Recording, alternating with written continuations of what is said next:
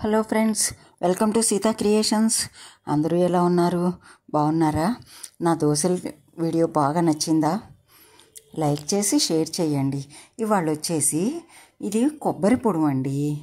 ఈ పొడి వచ్చేసి అన్నానికి, ఇడ్లీకి, దోశలకి అన్నిటికీ బాగుంటుంది. కొంచెం వేడి వేడి అన్నంలో నెయ్యి వేసుకొని కొబ్బరి పొడి వేసుకున్నామంటే అదుర్స్ అనమాట. అంత టేస్ట్గా ఉండే కొబ్బరి పొడి. ఇది తయారు చేయటానికి అట్లా రెడీ చేసుకొని సీసాలో పెట్టుకున్నామంటే నెల రోజుల దాదాపు ఉంటుందండి. పాడైపోదు నెల రోజుల దాకా. అంత టేస్ట్గా ఉంటుంది, అంత రుచిగా కూడా ఉంటుంది. ఈ కొబ్బరి పొడి తయారు చేసుకోవడానికి కావాల్సిన పదార్థాలు వచ్చేసి ఎండు కొబ్బరి,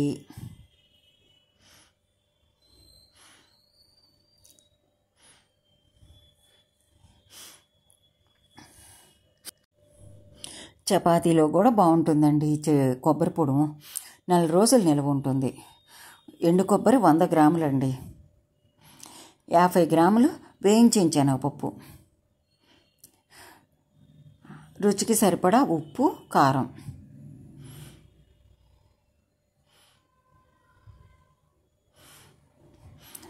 వెల్లుల్లిపాయలు, జీలకర్ర.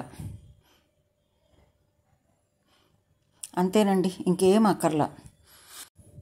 ఫస్ట్ వచ్చేసి కొబ్బరిని తురుముకోవాలి బాగా. ఇట్లా లావుగా ఉన్న దాంతో తురుముకోవచ్చు.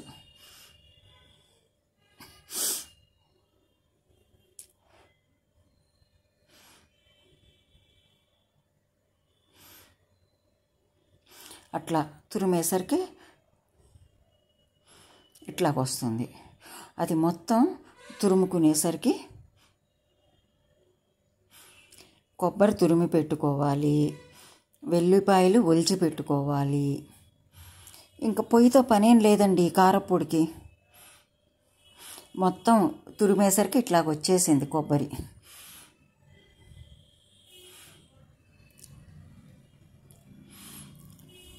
కొబ్బరి, వేయించిన శనగపప్పు మొత్తం వేసేయాలండి. 50 గ్రాములు, 100 గ్రాములు కొబ్బరి, 50 గ్రాములు వేయించిన శనగపప్పు.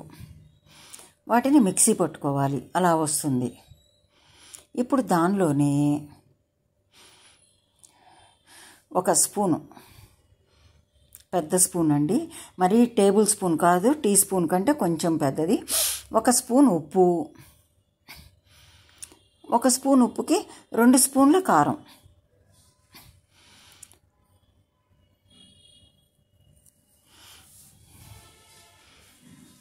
వేసి వెల్లుల్లిపాయలు ఒలిచి పెట్టుకున్నాం కదా, వెల్లుల్లిపాయలు, జీలకర్ర కూడా వేసేసి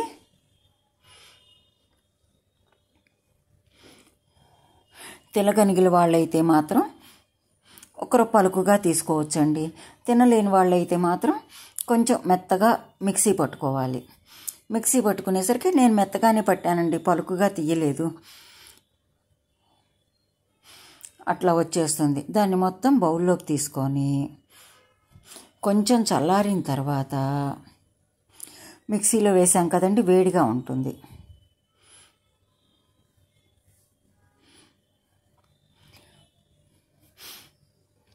చాలా టేస్ట్గా ఉందండి. రుచి చూస్తే వదిలిపెట్టరు, అంత టేస్ట్గా ఉంది.